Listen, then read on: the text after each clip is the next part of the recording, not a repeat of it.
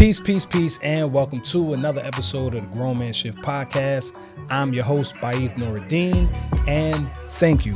I promised at the very first episode that every episode after that, I would express my gratitude for everybody who pressed play. You don't have to, and you do. You could be doing anything in this world full of noise, and anytime I post something, you decide to press play, and I appreciate that. So thank you for the love. Thank you for the likes, the shares, the DMs, the messages.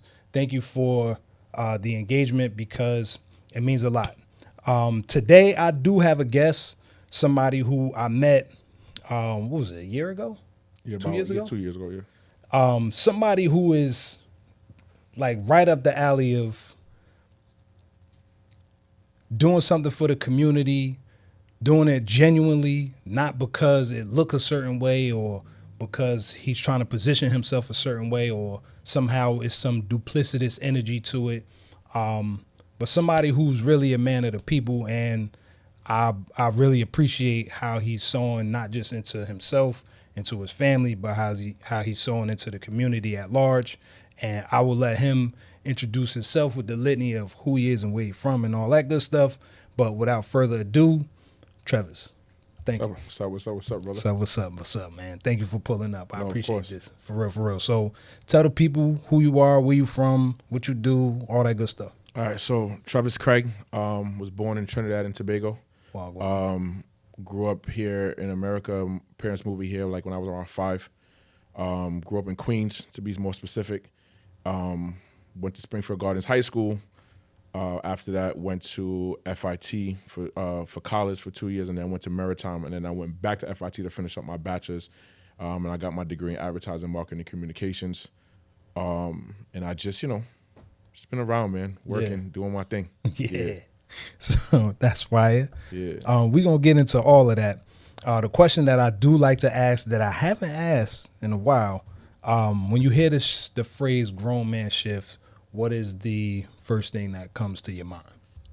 Perspective. Having an understanding of like where you came from and where you're trying to go, right? Understanding the kind of work you have to put into yourself to get there. Yeah. One of the things that I teach my kids is that you're like who you are today is super responsible for the future version of yourself, right? So you got to understand that like everything that you're working on now. So if you're 20 right now, and then obviously you're trying to reap the benefits of something later on, if you're not doing the right thing or putting yourself in the right direction of that, the 25-year-old version of yourself could suffer. Right? You know what I mean? So that 25 version of yourself is looking for you to do the right thing. And everybody's not perfect, but at least put yourself on the right track. So that's what I think of it, perspective. Yeah. And perspective, we were talking briefly about Meek Mill's Realization. Yeah. And I want you to speak on that a little bit more because I feel like it fits in that sentiment of being a certain type of way and then acquiescing to a higher frame of consciousness, a higher perspective, a broader view. Yeah. Yeah. So I know we were talking off air. But what we were talking about was, basically like in our community. I mean, I'm pretty sure it happens in all communities, but I can only speak for about my community. Yeah. Sometimes we have like a lot of ignorant ways, right? And then the example we were talking about, I saw an interview with Meek, and he was talking about how like we used to make fun of the guy in Philly used to run around with the big camera. Yeah. Not realizing because we were ignorant, we didn't know what was going on. He's probably walking around with a camera that's cost like X amount of thousands of dollars, right? Yeah. And how much money and stuff he can make with that camera because he's doing something positive.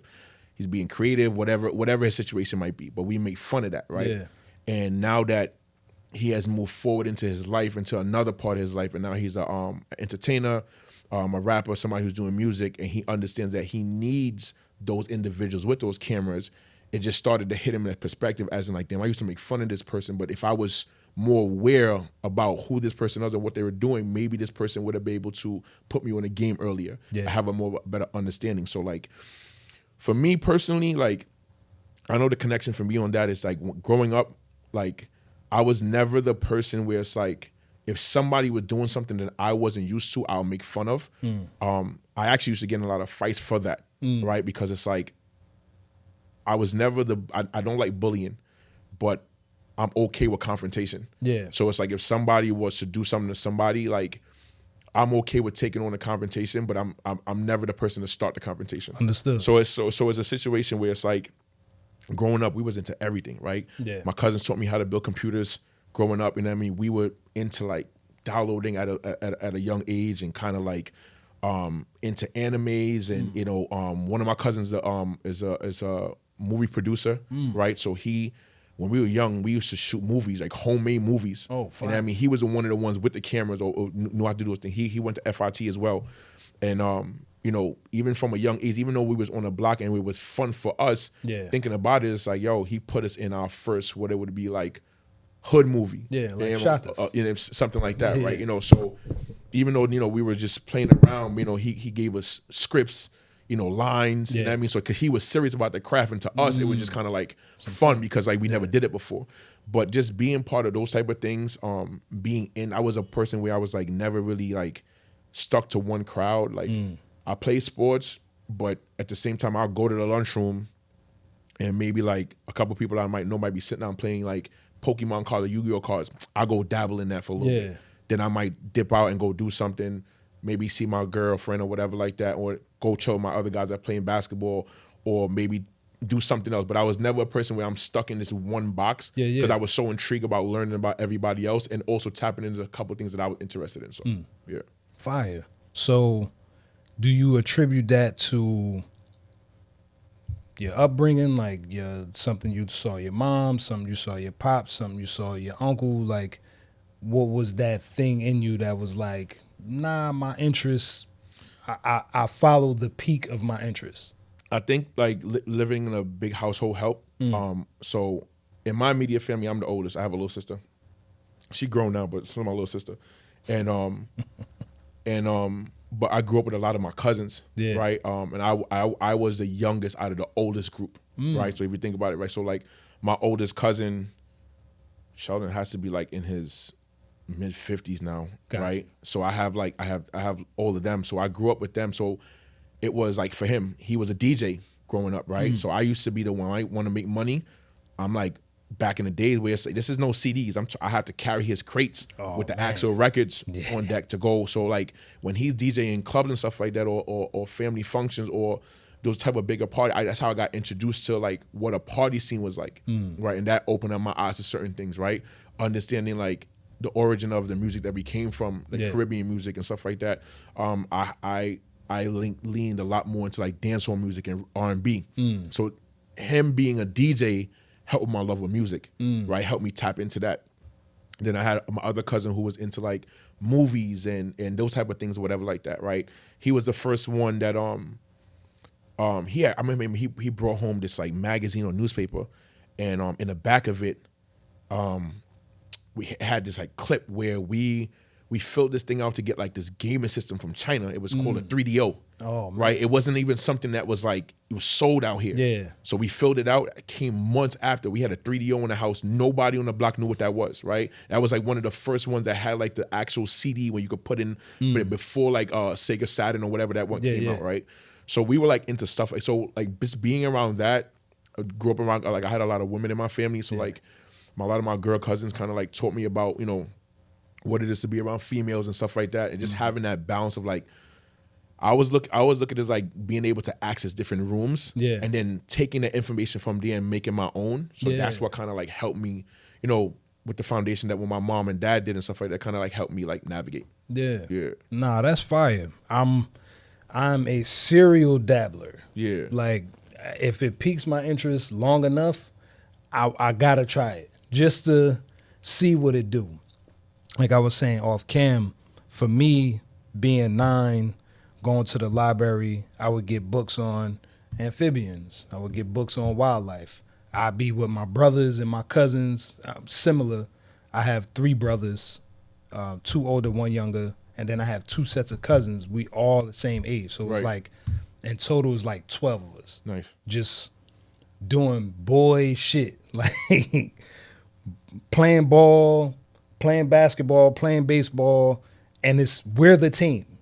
Going to on bike trails, but we're building the bikes. Yeah. Like going to catch wild animals, and we're like, we was a cohort of like the Little Rascals, Yeah, to be honest. yeah. And I think that level of exposure young to a bunch of different things, just one, I feel like it makes you more well-rounded. You're not so one-minded, you know what I'm saying, single-minded. And it's not bad to be single-minded, but I feel like that kind of makes you a little drab of a person. Just in my perspective, if you can't really articulate or not assimilate, but you could ride different lanes whenever you need to. But think about it from the perspective. I mean, I know when we're younger, we don't think about it, but think about it from the perspective like as we get older, right? Yeah. It's like you're gonna meet so many different people that are into different things. Facts. Like if you are not diverse enough to have certain conversations, Yeah. then you're limited, Facts. right? And it's kind of like, you end up still meeting the same people over and over if you can't dabble in different conversations. So Facts.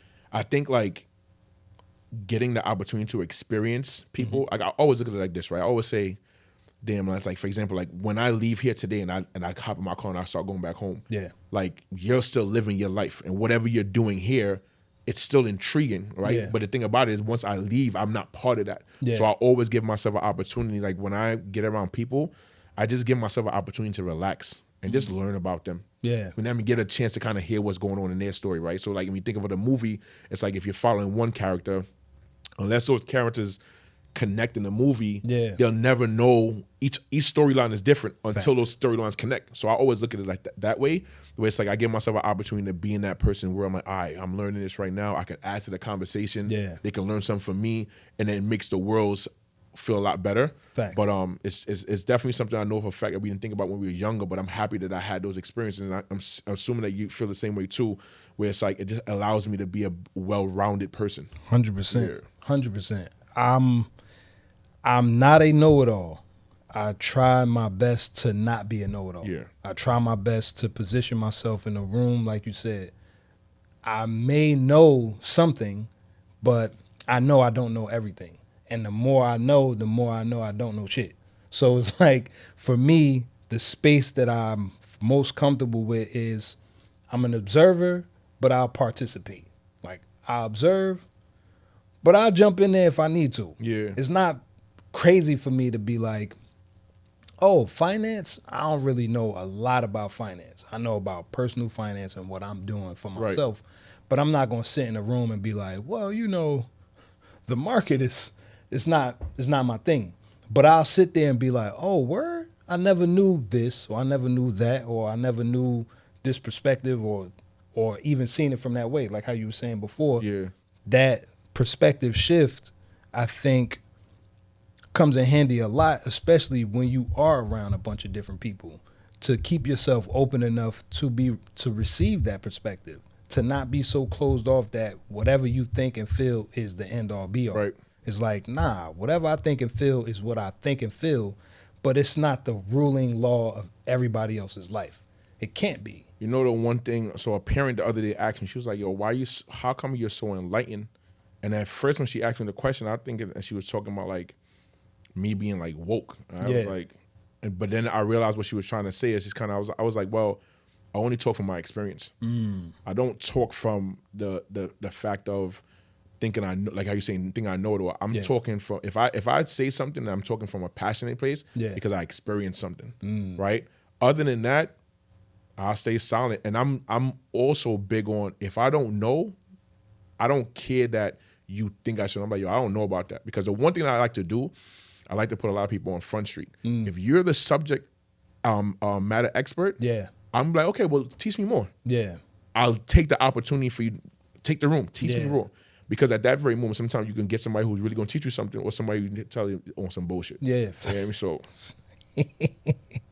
no, that's a fact. I've definitely shout to a Newark legend. He's an artist. Rest in peace, Jerry Gant. The first time I met Jerry, he said, "It's different when you're doing it for real, or if you're just pontificating." yeah. He said, because if you're doing it for real, I fuck with you. But if you're not and you pontificating, he said, The hell with you. You know what I'm saying? And Jerry's like, he's an older guy. Yeah. But that sentiment was like, this was the first link. Never seen this dude before, like in person, never spoke to him, never shook his hand. And that was the first thing he said to me, and it stuck. And he's like revered by a lot of artists that are from the city.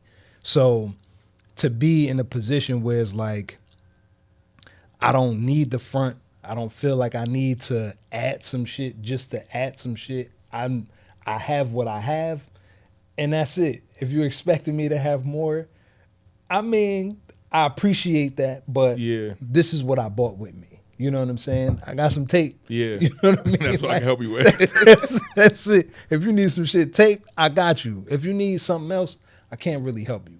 So yeah, that remind me of I remember one time it was crazy, and I was like, sometimes you just get like the weirdest advice, but it's like when it happens at the right moment, it just makes sense. I walked into the TD Bank, and I never met, it's not my regular TD Bank. I was somewhere in Queens. I had to go in, so I walk in the teller, go to make a deposit, and as I'm handing him my information, he's like, yo, can I tell you something? He doesn't say, can I ask him? He's like, can I tell you something? He's like, you look like a person that has like an interesting life. I was like, okay. I was like, where's this going? Yeah. He was like, whatever you do in life, he said, just make sure like whoever you meet or whatever like that, or whatever you do, just make sure you find people that's gonna fuck you the least. I was like, what?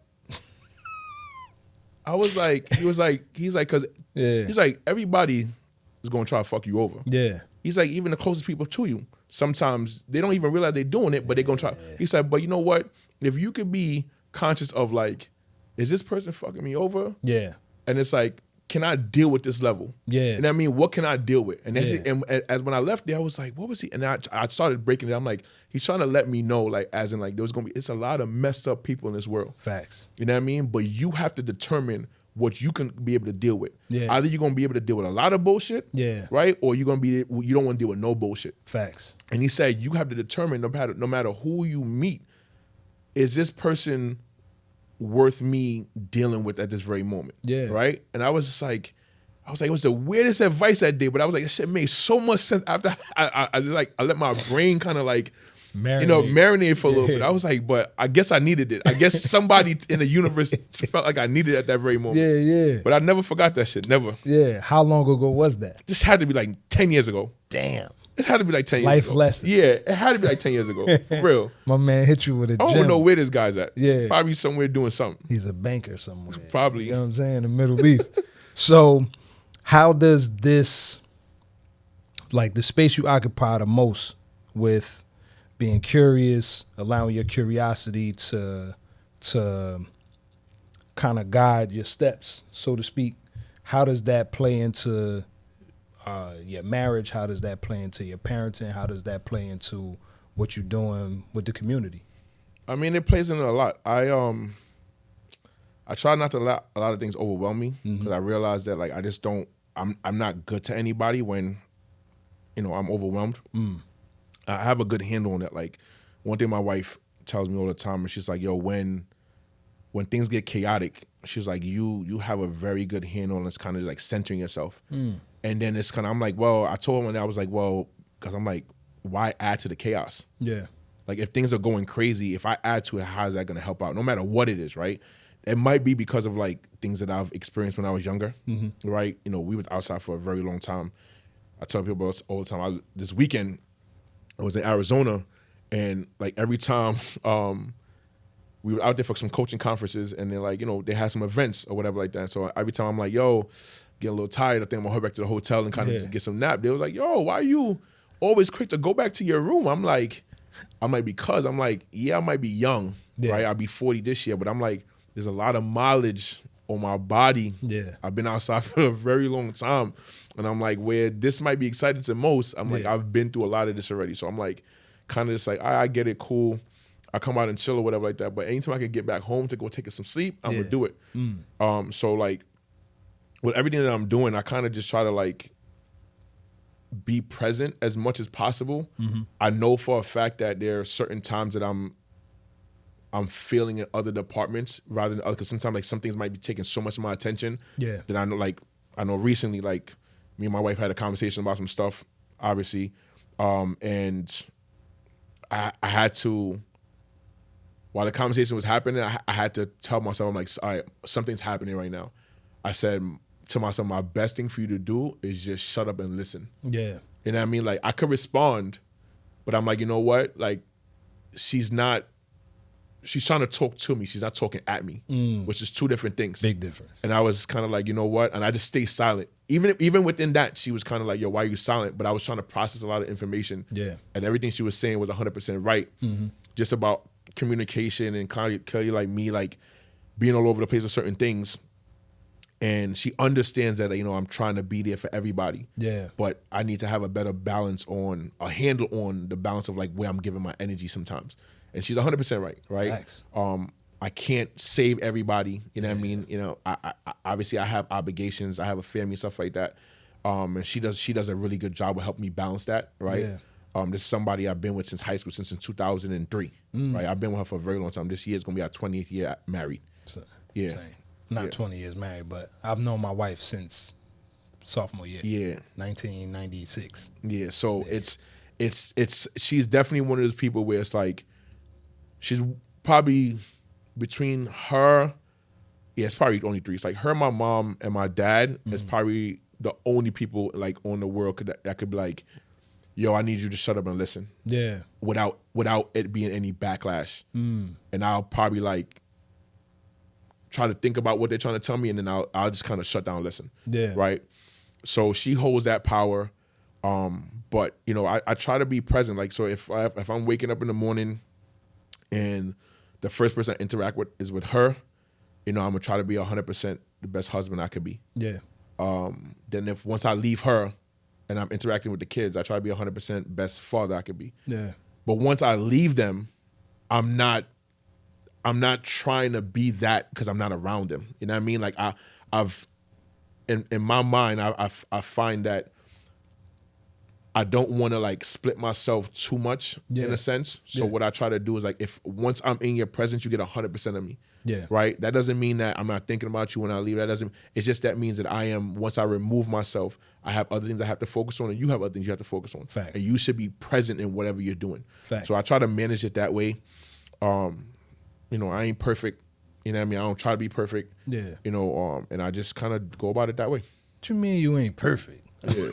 Messing with you. Yeah. Nah, peace is paramount. And I found in my, this year to be 14 years married, 20 years together, 30 years I've known her, that my wife does add a great deal of color and detail in my chaos. She's like the calm. I'm doing a lot. I'm pouring into the kids. I'm pouring into my kids. I'm pouring into my marriage. I'm pouring into myself. I'm pouring into the business. I'm pouring into my career. I can and oftentimes do get pulled in 7 million different directions. It's not that I'm choosing to be pulled. It's just not having that tether all the time. I get lost in the wind. My wife is a tether for me. She's like, all right, you can be a kite, I'll be the string, and we'll be lit. I'm trying to encourage her to reverse the role sometimes because my wife doesn't do what I do, and I want her to feel the exhilaration of having purpose, having something to do, having something that you really enjoy that you want to sink your teeth in. And in the beginning, it was a struggle. It was a struggle because she couldn't understand it. It's like, she's half Jamaican, half Trini. Yeah. Work, all this dream shit. Like, what do you mean dreams? Get to work. Let's get to work. Yeah, work. So there's a benefit to having somebody in your corner that reminds you like, nah, you need to take some time. Yeah. You need to sleep. Did you eat? Did you rest? Are you putting yourself in the best position to stay in the best position? Because we are being pulled in multiple different directions, and having a heart for the community, having a heart for your people, it can be a lot. It can be a lot. Not because it's a thankless job, which sometimes it is, not because you're not because, and I'll speak for myself, not because I'm trying to put on, but I see that there's a need, and I see that I have the skills, I have the capability, I have the availability to do something about it. And it's hard to not do something. Right. But it's also very, very important to tap back in. So like with me and my wife, at one point we didn't have it, but now we have date day every week. I don't care what the kids doing. I don't care what work doing. I don't care what the business is doing. Me and her gonna lock in. Because when the kids is grown and gone, it's gonna be us. Yep. When the business fades and the careers are over and we in our later years in life, she's gonna be the one that I'm gonna spend most of my time with. Right. So I might as well invest in that now, where it's not crazy big. It's a few hours, one night of the week where we get to hang. I do the same thing with my kids. I date my kids. Right. It sounds crazy to some people, but me and my daughter, we went thrifting last week. She's like, Dad, I really want to go thrifting. Like, can we just go hang out? Sure. My youngest son, he does karate, a bunch of other stuff. He's now getting into content creation. So it's like, Dad, how do I do this? How do I do that? So it's like I get a chance to find peace and reprieve in being present with these people that I say I love, that love me. Right. And it actually recharges my battery. It gives me like a little bit more oomph to be in the world, because I got motherfuckers at home who care about me. Yeah. You know what I'm saying? I'm not a lawless individual or stranger out in the world. I get a chance to be like, when I'm in this space, I'm representing who I'm representing, and it gives me pride. It gives me power. It gives me peace. You know what I'm saying? To like dabble in it. What I wanted to ask, how old are your kids? So Tatum is 12 and Tegan is 3. Tegan will be 4 in August, and Tatum just turned 12 in February. What's been like one of the most, not, I don't say interesting, because I'm pretty sure there's a whole bunch of interesting, but what's the thing that surprised you the most with becoming a dad? So I guess it would be like the different stages they have me at. Like Tatum obviously I had Tatum when I was a little bit younger, right? In my 20s, right? And even though I was still busy then, I finished college, just started corporate, right? So Tatum was 2014. I started corporate 2013, right? So as soon as I got the job, around Father's Day, we found out we were pregnant. So he was at the beginning of that hustle and bustle and kind of like getting myself into the door. And then Tegan, I feel like he's getting a version of me that like I have to work on my patience every day. I have to find it for him. And it's because like I'm getting older, right? There's a lot more going on. I'm responsible for a lot more. So like, even though like, yes, I'm both of their dads, they got two different versions of me. Yeah. The other thing is too, it's like, I have a responsibility to get the older one ready to make sure that like, if anything has happened to me, he can prepare to, you know what I mean? Make sure he's there for his family, his mom, his little brother, or whatever he needs to get. So it's like a responsibility on that. I think with Tegan, I know for a fact that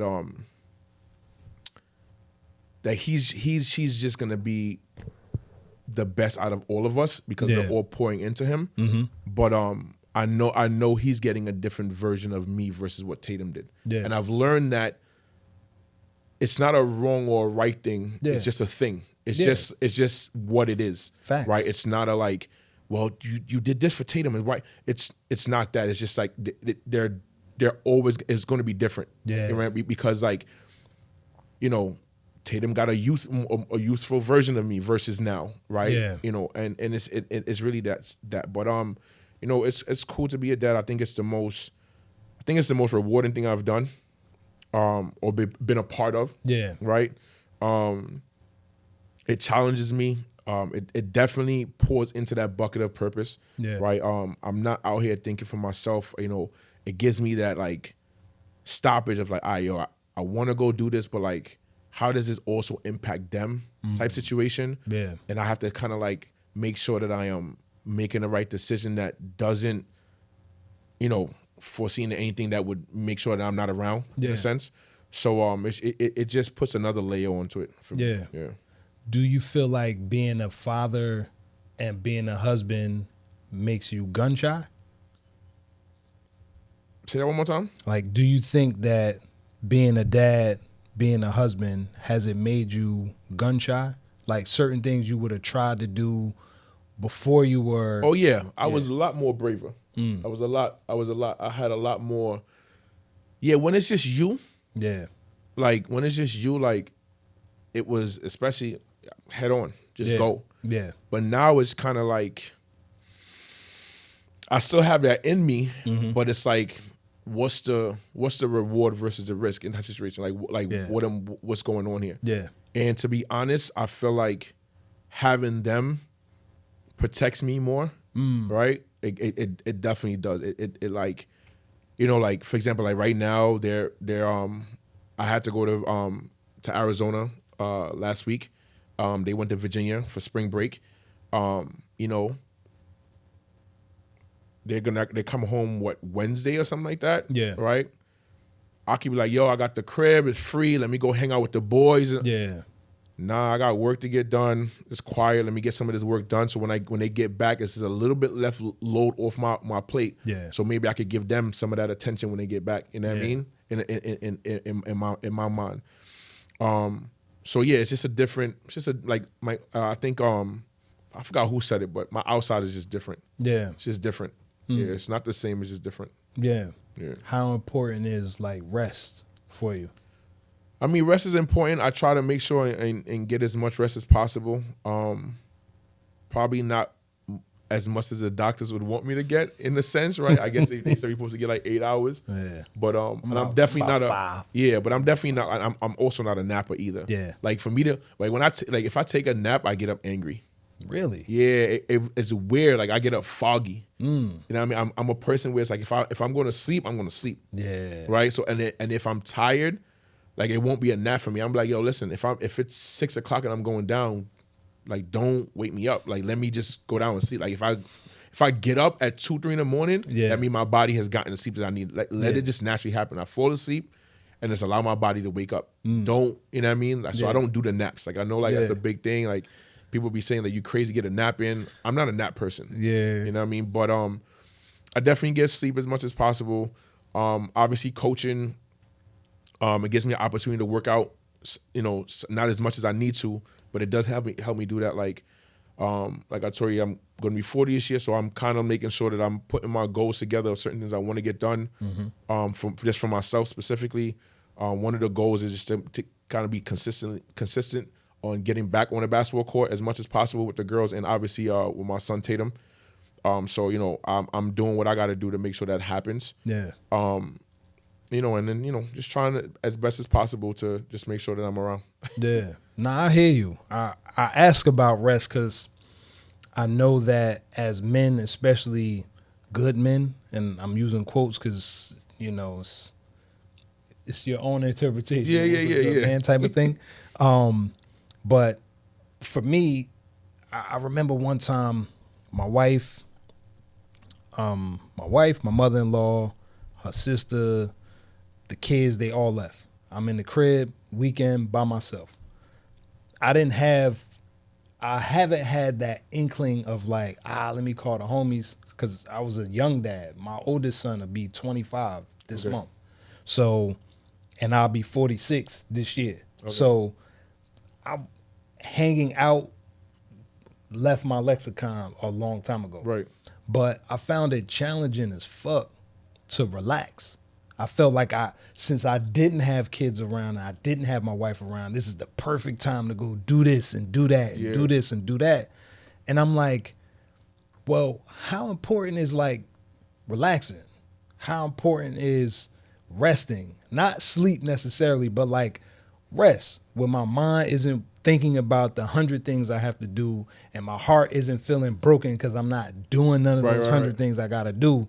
So I tend to ask a lot of guys, especially guys who have the mixed bag that I have. You married, you got kids, you have responsibilities, you have a career, and then you have other things that you're doing outside of that, because a lot of us don't really rest. Like for me, I'm probably getting a good 5. Right. It sucked 2 years ago.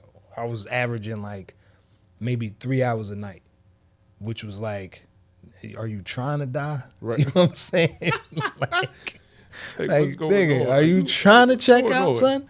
So, I just find it very interesting when you are purpose driven, how rest is like the last thing on the list, not the first thing. What I would say is this, maybe not a rest, but when I realize that a lot is going on, I do have like a trigger point where I would tell myself I need to relax. And what that looks like for me is this, like, if I feel like I haven't done anything to fulfill like my happy bucket, I would kind of shut everything down. I'll go downstairs in the basement and I'll have either a day or a couple hours where I'm just doing everything that would remind me of my childhood.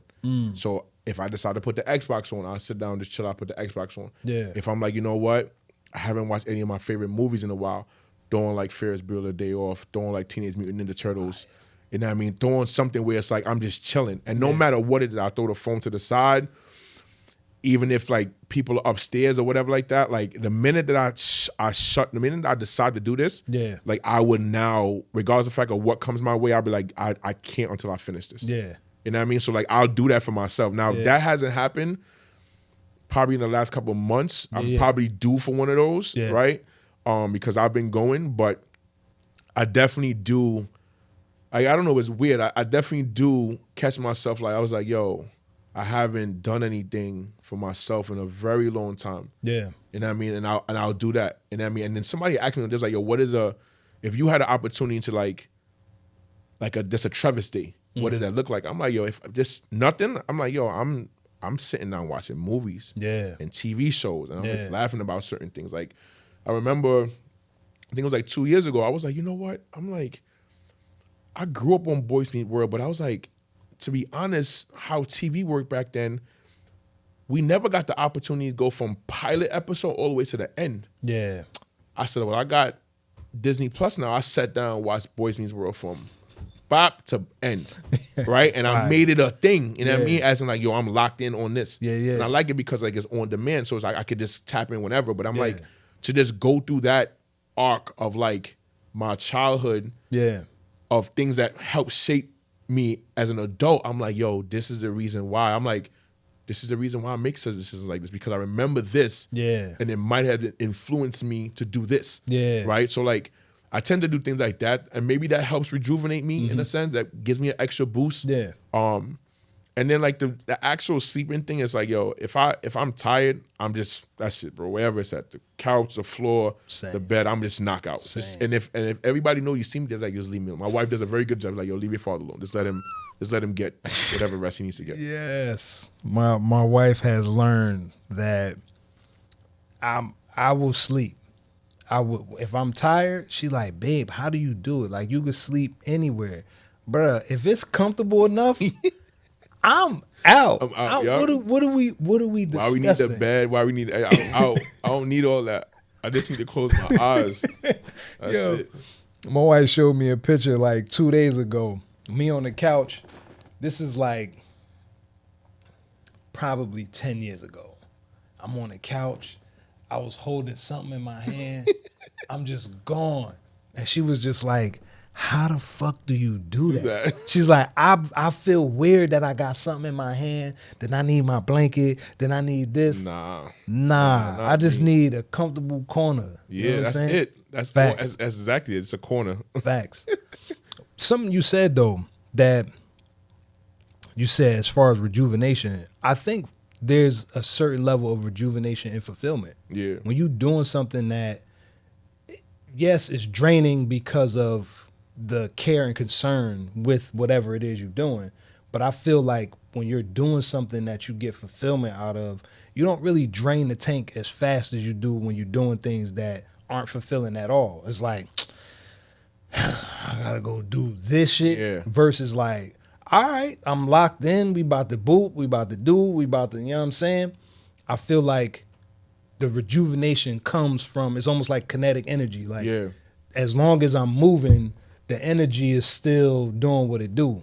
And I do feel a little bit more wholesome when I rest because I actually did something that gave me like, I don't want to say energy per se, but something that I'm pouring in and it's also equally pouring into me. I appreciate that. No, I agree with you. Like I give you a perfect example. So like the stuff I went to this weekend, right? So just for the people like obviously watching, so I coach high school basketball, right? August Catholic High School in Queens, the Mary Lewis Academy, right? I'm the varsity coach there. I have, when I'm honest from the bottom of my heart, like I have no desire, no matter what I do with this program, no matter if you turn on the news and like, yo, this coach has won X amount of high school. I have no desire if St. John's or Penn State knocked him like, yo, we want to give you X, Y, and Z to come coach. I have no desire to go coach college basketball at all. As much as I love basketball, what it is.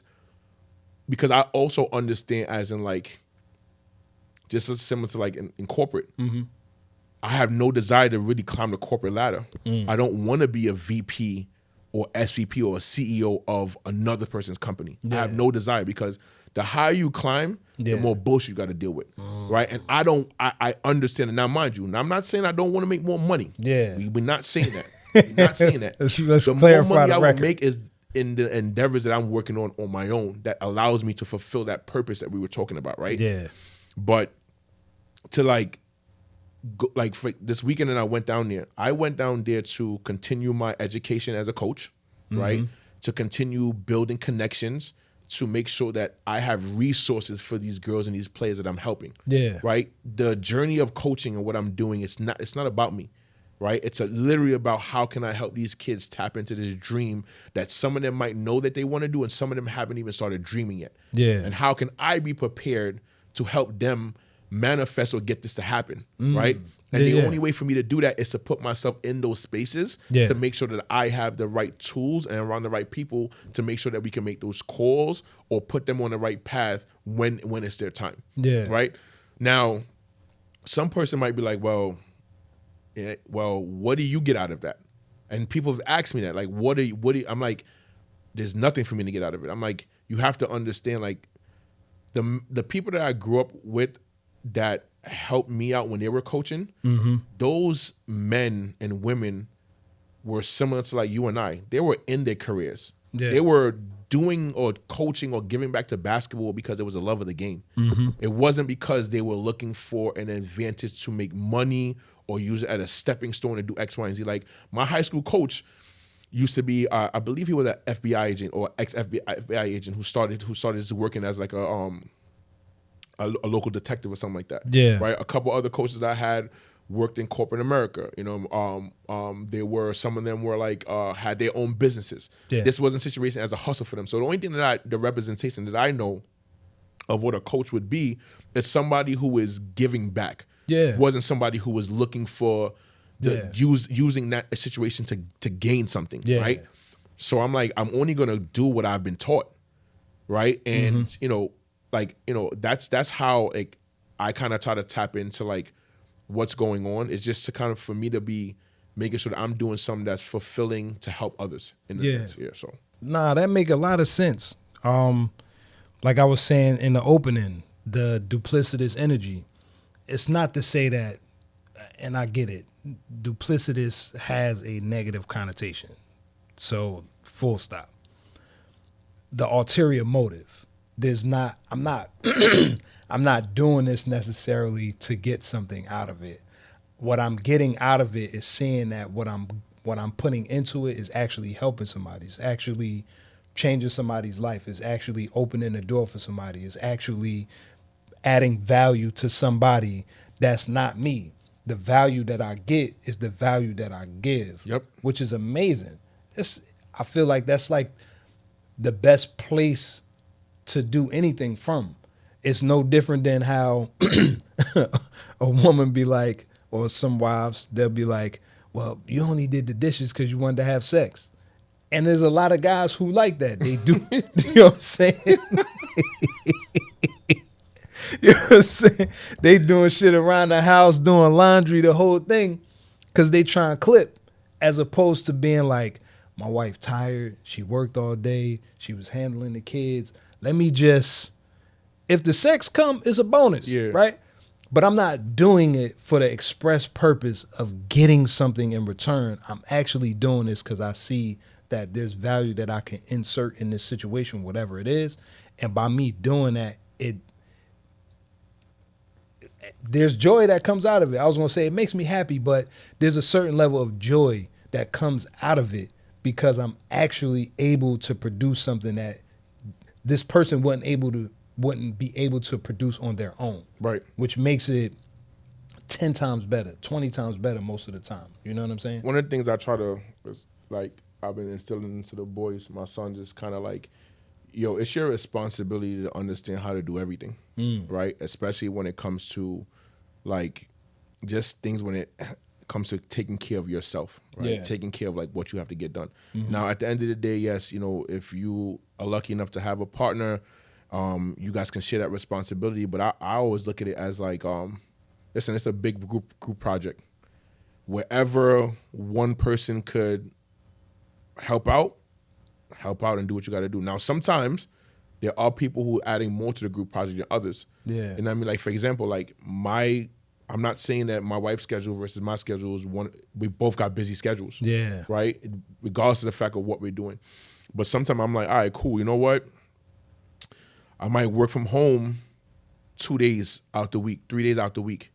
All right, if I could see in my schedule that I'm not on back-to-back meetings, and I know that dirty laundry is there, and I know that my sons need this and she need that, let me just do the laundry real quick. Yeah. Because I'm sitting here. Yeah. Right? Let me do that. I'll go upstairs and it's a little bit of dishes in the sink or whatever like that. And I know they're coming home. Let me get these dishes out the way. Or if she cooked last night, yo, leave the dishes. I'll do because you cooked last night. You don't got to cook and wash the dishes. Now, sometimes she'll just do that because of her, like, she don't want the kitchen. She don't want to go to sleep with the kitchen dirty. That's my house. I get it. Is she right? Jamaican in Trini? She half. She my wife is Jamaican. Her father's Jamaican. But it's like I have an understanding of that. But it's like wherever you could chip in, because it's like I'm not a situation where it's like, hey, you know, I just came from work. Where's my dinner? Yeah. Never. Yeah. Never. Not because I can't. Yeah. Never. If I want some, I would literally go and just do it myself. If I'm like, yo, I'm finna for a steak dinner, I won't hit my wife be like, yo, can you make me a steak dinner?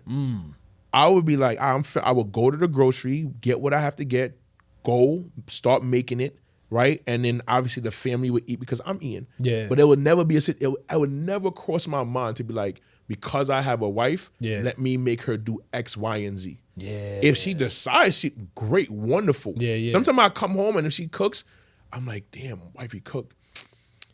I left work a little late. I just ate. Yeah. She'll be mad that I put the food in the fridge because I'm gonna take it to work the next day. Yeah. Right? But it's like, now I feel bad because she made food for me to come home and eat, and I didn't eat it. Now I'll be feeling horrible. I'm like, should I stuff myself? You know what I mean? Or should I sneak the plate in the fridge and then eat it later or whatever like that? But I'll never I don't believe in those roles. I just believe it's a group project. Facts. How can we all pitch in at some point, right? And especially when the kids get older, like, yo, y'all living here for free. Y'all definitely pitching in. Y'all OD. Like, y'all definitely doing X, Y, and Z. Facts. Because y'all don't do nothing. Y'all don't do nothing. Yeah. You know what I mean? So that's how I look at it. Yeah. Nah, I'm the same way. Like, I'm not a upholder of gender roles, traditional gender roles. Like, certain things I feel like, if somebody breaking the crib, it's not a duke it out or, you know what I'm saying, rock, paper, scissors, who's going to get the... Nah, it's me. You know what I'm saying? It's me. However, in my crib, I cook. My wife don't cook. Yeah. But my wife, she will wash the dishes for that reason. She'll be like, babe, but you cook. For me, I know my wife. My wife is like, if we can go to bed and not have dirty dishes, it's a great night for me. We have a dishwasher. It's very easy to do dishes. Yeah. You know what I'm saying? Except for some of the things that aren't dishwasher safe. But just saying, like, in my crib, we don't do the I'm man, you lady, you do. Nah, we don't do that. Our crib is very, whoever has the will and the ability and the space to do. Now, for her, she's vehement about doing the laundry. Even though when we first started dating, I was the laundry guy. I was doing the laundry every weekend. Like, that was me. Now she's like, but babe, you doing this, you doing that, you got this going on. Like, I'll take care of the laundry. I'll take care of the groceries, like so forth and so on. So I appreciate, one, being in company with somebody who shares that space of like, why am I going to force somebody to do something because I want it? Right. Versus, nah, I'm totally capable of doing these things myself. My mother taught me and my 3 brothers from 9 years old how to get in the kitchen and get busy. She's like, I never want you to be in a relationship with somebody because you can't take care of yourself. You know what I'm saying? So it's like, I'm proud of the fact that as a man, I know how to cook. I know how to sew. I know how to bake. I know how to clean. I know all of these things that are typically a woman's job in traditional gender roles. I'm not saying this is what I'm saying. I'm saying traditional gender roles. How it's like a man is supposed to be able to do X, Y, Z, and if it doesn't fit this, list of things, then you have to take it off the man's plates altogether. It's like, nah, dog. My wife contributes to my household the way that she does, that allows me to do this, that allows me to be in the world my full self without having to hold back. I have somebody at home who, she'll check me if I need to be checked. She'll remind me when I need to be reminded. Yep. She support me when I need the support. She breathe life into me when she feel like the world is kind of fucking me up a little bit. Like, that's who I got. And I'm going to take care of that every time. I'm not going to be the demand guy and not pay attention to the fact that, nigga, my wife got her own life too. Yeah. You know what I'm saying? I try my best to encourage that part of her. Like, yes, you are my wife. Yes, you are a mom, but you are you at the end of the day. Yep. And you need to do things for yourself at the end of the day, because it makes you better at the other things that you're doing. It makes you a better mom. It makes you a better wife. It makes you a better husband. It makes you a better father. It makes you a better coach when you're able to take the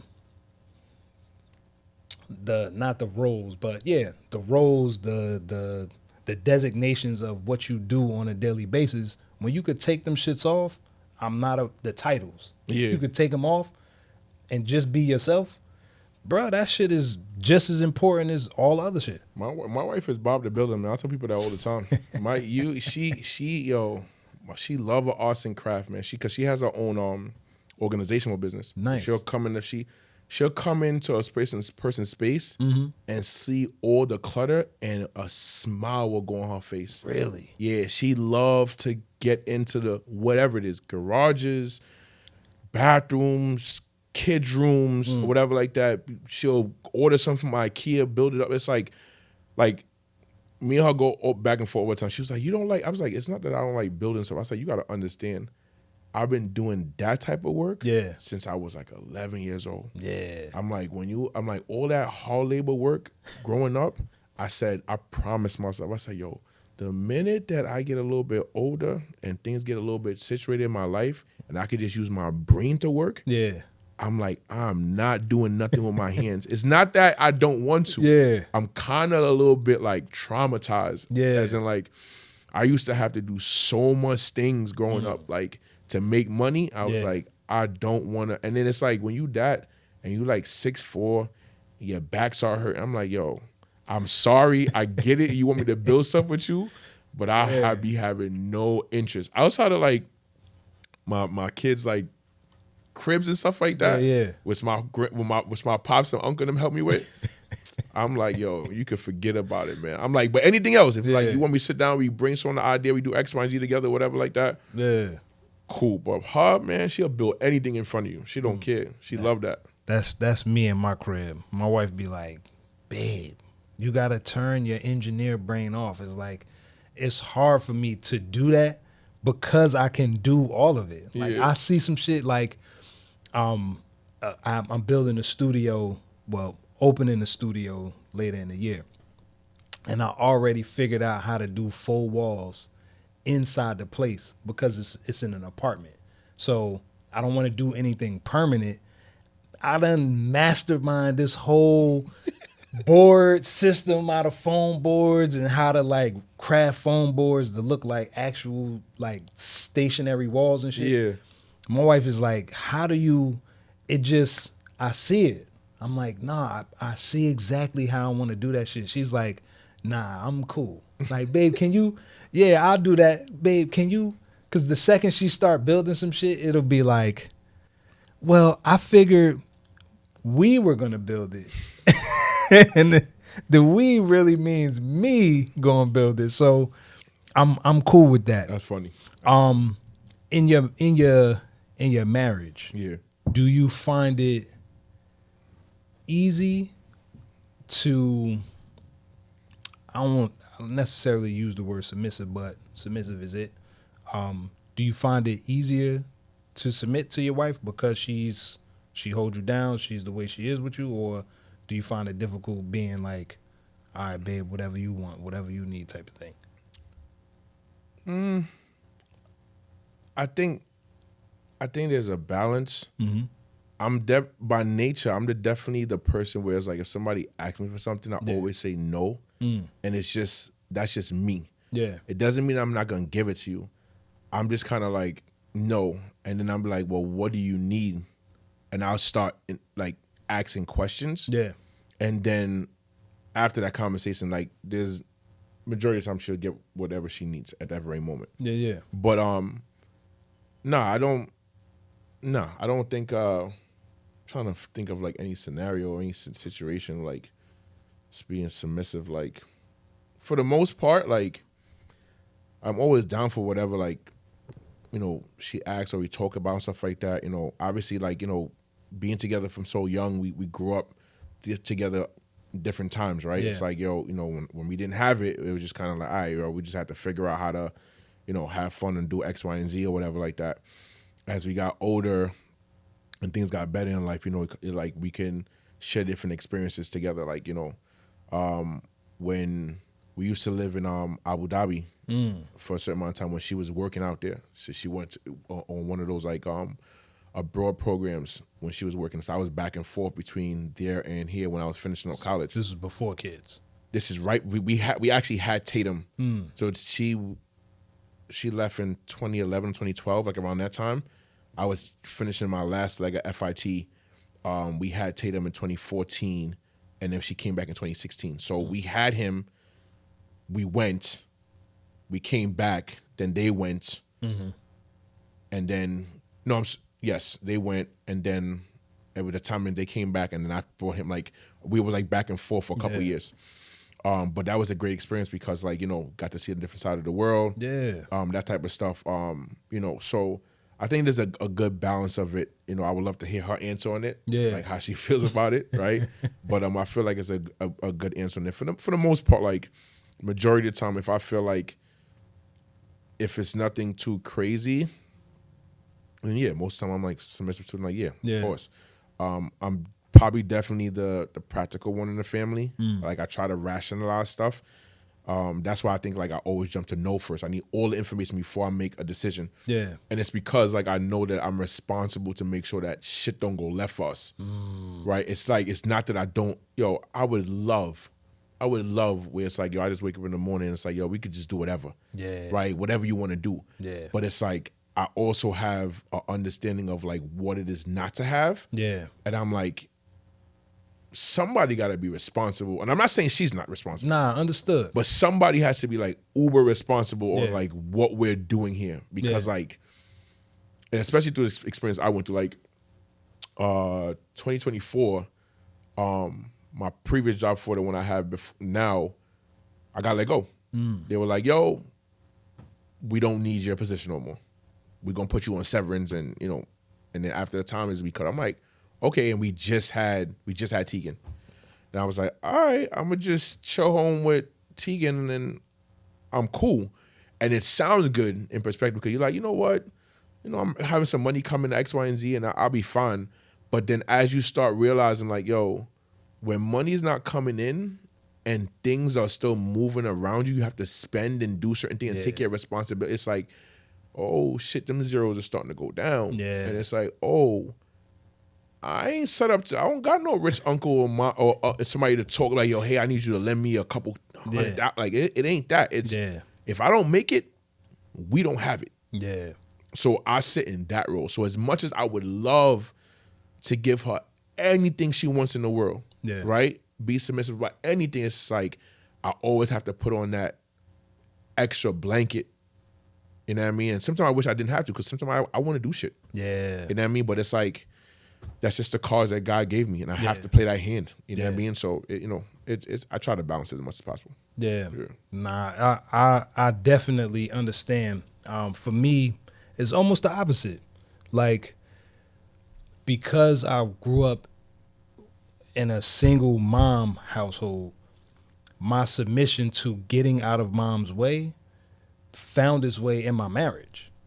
I found myself like getting out of mom's way, even though this is my wife, until one day I realized, like, I'm not going to get in trouble for speaking up. I'm not going to get in trouble for having a thought. I'm not going to get in trouble for guiding my family a certain kind of way, right? You said something. I'm not going to get in trouble for it. So why am I not assuming the position of somebody who can be submitted to, as well as being submissive? To me, submission is, or being submissive is just consideration. Mm-hmm. I'm considering all of the factors into this thing that, like you said, you ask me something. My first reaction is like, yeah, hold on a second. Let's bring it back. Just because I want to do everything. I want everybody to be happy. I want everybody to have fun. But at the same time, somebody has to be responsible. Like you said, I had said it earlier, the kite and the string. I got that from Kev on Stage, Marriage Be Hard. Yeah. Right? And he was saying that, and basically in their therapy session, their therapist was saying that in every relationship, there's a kite and there's a string. There's somebody who looks at the world as this wonderful place that you could do anything you put your mind to. And then there's the person that's like, but where we getting the money from? Yeah. How we going to get there? And how long it's going to take? And who else going to be there? And you know what I'm saying? And I think that's important. I'm glad I found my way to where I'm at now. It's not to say that I've never been my wife is the boss. Never been. I love you, babe. And I've said this to you.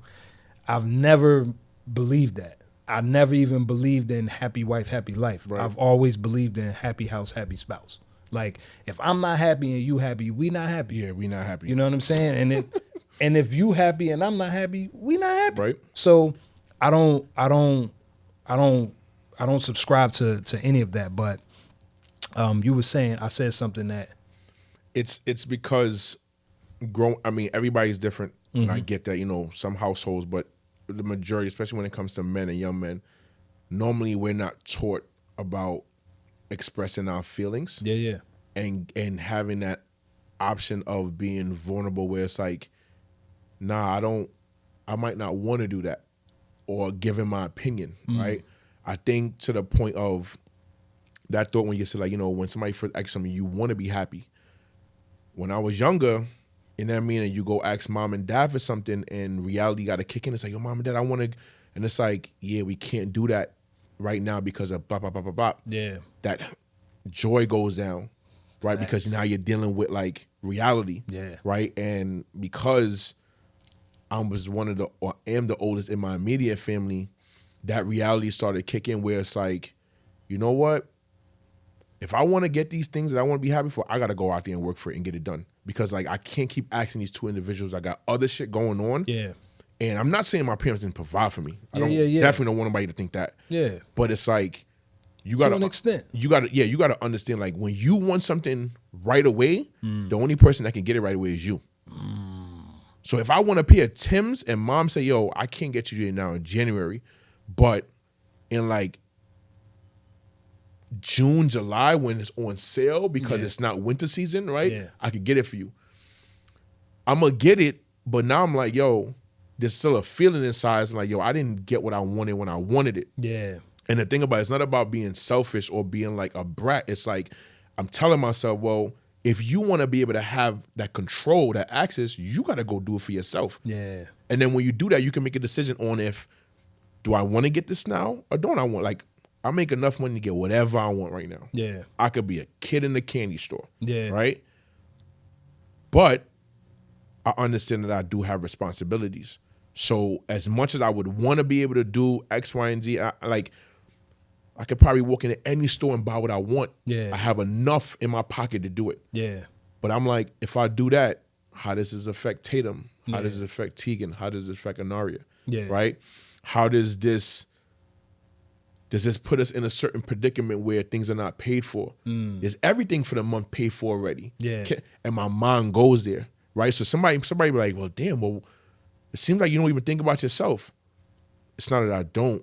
It's just a responsibility of being a man. Yeah. I gotta put this in perspective before I can move X, Y, and Z. Yeah. Now, if I do have room to have fun, we're gonna have fun. Yeah. Right?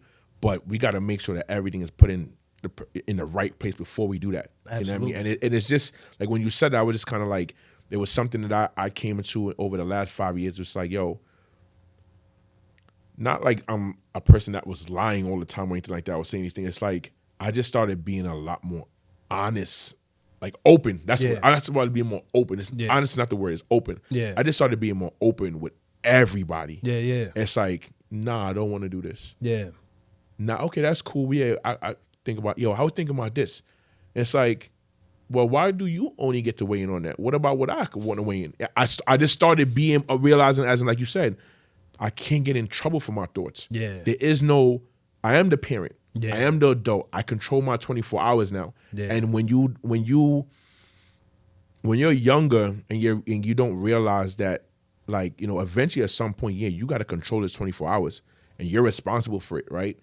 You do get into that space as in like, well, damn, I'm the one that got to make that decision. Ain't nobody else. Yeah. You know what I mean? So like when you said that, that's what it clicked to me just now at that very moment. Yeah. And that came on some, me and my brother was heading down to Virginia to go help my mom. You know, I'm Bob the Builder. Yeah. My mother's like, yeah, I need my roof redone and this, that, and the third. So me and my brother went down and hooked mom's up. And on the way down, we had the whole conversation. He was like, yo, bro, I realized, like, nigga, we just kind of just not trying to get in trouble. And I was like, yeah. Like, because like you said, at some point in the adult journey, I realized, like, dog, no, I'm dad. You know what I'm saying? Like, I'm not gonna get a whooping. Who's gonna whoop me? Right. Can't nobody put me on timeout or put me on punishment. Who's gonna do that? If anybody is doing that, it's at my own hands. Yeah. So I can either give myself the space and the time and the energy and the care to say, all right, all the choices and decisions that I'm making, to your point, is going through a filter. They're not going through a filter of selfishness, me first. They're going to a filter of, I'm responsible for X, Y, Z. Right. Did I take care of X? All right. Did I take care of Y? All right. Did I take care of Z? All right. And just for shits and giggles, I took care of A, B, and C too. You know what I'm saying? Just because I don't want no static. You know, one of the things that I don't know if it's going to be a show, but I definitely want to do it. It's like, so I'm part of this small group called the Brotherhood. Mm. My boy Justin, shout out to Justin Bright. He got his own basketball gym out in Brooklyn, Humble Development. Him and Made Hoops did something together down in Clinton Hills, and he started this group, and he wanted the group to be a place where people that he know or like-minded men get together, where it's like we have a safe space where we can just talk about certain things, right? Yeah, yeah. And, we talk about everything, relationships, whatever it is, situation, whatever, hold each other accountable, whatever it might be. And one day we were talking about a topic and somebody had asked advice about something. I was like, yo, I think they were having like a disagreement with a significant other. And I was like, yo, you know what? What would be dope is if the same things that y'all having the arguments about or the disagreements about, why didn't it, just like how, you got to take your son to work day or take your kid to work day, take your spouse to work, like take your spouse for a day with you. It's like, yo, today, what I'm do, obviously, I don't want to tell you if we're going to pay your spouse to come with you, but it's like, hey, you know what? I'll get you lunch. Yes, yeah, I'll get you lunch. Take this day off, and what I want you to do is be a fly on the wall. And you're going to come with me everywhere I go. Everywhere. To my workspace, what I'm doing, if I got a meeting, if I got to hang, whatever it is, watching what I do all day. Yeah. And then once you do that, I would love to have a conversation with you of like, this is not like you take a day to try to be the perfect person. Yeah. I'm talking about you just going through my day. Even if it's like, yo, for an hour he sat there and did nothing. Yeah. Because like everything was overwhelming, he just like shut down. Like you just take and just observe me as a man or what I gotta go through or my emotions, whatever it is. And then have a conversation with me about like what you thought like that was. And then do the reverse. Yeah. Like you go with your lady, see what she got to deal with X, Y, and Z, right? Because sometimes I feel like, yes, when we go as an adult, we go apart to do what we got to do. But and even though people know that we're doing things, right? I don't think people understand the perspective of like what is actually happening. It's just know we're taking care of stuff, right? True. And it's like, are you seeing what I'm dealing with? How you know I'm not dealing with like a bunch of racist shit all day? Yeah. You know what I mean? How you know I'm not dealing with shit that's attacking my manhood all day? Yeah. How I know you're not dealing with shit where it's sexist stuff all the time? Yeah. And like it's a whole bunch of things that's being thrown at you as an individual. Yeah. How could you and I be better for each other knowing that these things are happening? Yeah. How can we be each other's safe space? And I think sometimes I'm like, the only way we can actually get that full understanding is like not like, what would it be like if you was with me for 24 hours and you saw my entire day through my eyes, through my experience? Yeah. How would you feel at that very moment, right? So I just thought about it. I was like, I think that would be a pretty dope idea. If, obviously if people in relationships could pull that off or whatever. Yeah. But I think it'll just be something that can help strengthen It's relationships. dope. Yeah. Because it pulls on empathy. It's like a lot of struggle in a lot of relationships is because the full picture of what the other person is dealing with is not always on full display. Yep. So it's like my wife works from home. She doesn't have a commute in the morning. She don't have a commute after work. She don't have to be around crazy coworkers. She's in the house chilling, right? But the amount of stress that comes with the field that she's in pharmaceuticals, the back of the house pharmaceuticals. Right. So it's like the stuff that makes all of that work is very contentious. So I could be like, man, you don't gotta leave. You in the crib. You could get up and eat whenever you want, blah, blah, blah. But ask me some days, my wife be like, I just didn't have time to eat. Right. How? The kitchen is like 15 steps away. I had this and this new thing came in and then the system shut down and then blah, blah, blah, and this, that, and the third. So I think that's a dope ass idea, one, because now my perspective isn't the one that's ruling what I feel like is happening. I actually have actual insight on what is going on the other side. So I can say, well, shit, yeah, you be having a lot on your plate. I'm fortunate that my wife kind of sees behind the veil. She sees when I'm tired of shit. Monday, I get up at 6. I'm at 5:30. I go to work from 7 to 6 to 10, 6 to 11. I come home. I change my clothes. I grab my equipment, and then I'm at the school teaching the podcast club. Right. And then I'm leaving from there, and then I'm coming here to shoot an episode. And then I'm leaving from there to take my son to karate. And then after that, you get what I'm saying? So it's like most of my days are in and out like that. Yeah. I come in from work, and then I got to turn around and go back and do some other shit. I'm better now because my wife is like, nigga, you need a schedule. Yeah. Like, you need space in here to touch all the points, and everything don't have to meet on the same day all the time. Right. That was me. Like, I would leave space just in case some shit came up. Right. And it's like, that is not effective at all. Right. Considering if I'm keeping a schedule, nothing can really come up. But the thing that just came up, it's an emergency situation, and it's not just a part of the normal everyday to day. Right. You know what I'm saying? So I think it's a dope idea. And I mean, you know, I'm a shooter. I can do it. You know what I'm saying? I mean, yeah, I might put it to the test, man. I mean, the job that I have, I mean, it definitely leaves room for it. And I mean, like I said, I work from home a couple of days. I go into the office. She's off during the summertime, so I could definitely try to figure out a way to like pull it off as a pilot. I don't mind. I know she would be down for it. I mean, as long as I guarantee she can be like, as long as you taking me to my favorite restaurant, she gonna throw that out there. Facts. But I got on it. I got it. Facts. I mean, we've been at it for a little bit. I know you gotta take a drive or whatever, but any parting words you want to leave the audience with? If not, that's fine. Let people know where they can find you, what initiatives you got your hands in, how they can help support you, and all that good stuff. Only thing I'll say is, man, listen, like, there's a lot of things going on in this world. The world is definitely upside down and it's crazy right now. Try to be your true self. You know what I mean? Try to live in your purpose. Try to figure out, and matter of fact, try to enjoy that part of it. Try to enjoy trying to figure out what your purpose is.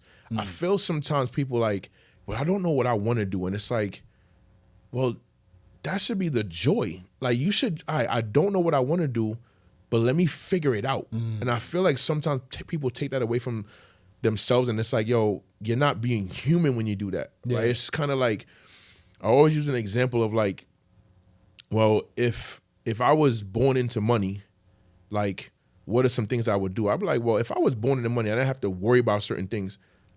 I'm like, I'm trying to give back now. I'm definitely putting together everything in my power to make sure I'm giving back to people all the time. Yeah. Like, my entire purpose will make sure that I'm trying to make sure that other people I can help as many people as possible, right? I'm not trying to be on no Gandhi shit, but it's like, it's just understanding as in like, somebody in my family took care of this for us to live this certain way. Yeah. I think my responsibility as a human being is, how can I help change, if not one person's life, then a bunch of other people's lives in different endeavors I'm doing genuinely. Yeah. Right? So like, just try to be yourself, try to figure out your purpose and enjoy that part of it. Where people can find me, I got my coaching page, Real Trevis Craig 22 on Instagram, Real Trevis Craig 22. I'm basketball, husband, father, that type of stuff. I'm just staying busy, man, as much as possible. Yeah. Nah, valid. You heard the man. Tap in with the man. Feel me? As far as I'm concerned, this is another episode of the Grown Man Shift podcast. Just leaving off on the same sentiment with finding joy. One of my homeboys, shout to my homeboy Sam Cologne. He's like my spiritual advisor, right? And he said one day he was in meditation and he started thinking about the word enjoy differently. Not E-N, but I-N. Right. Enjoy.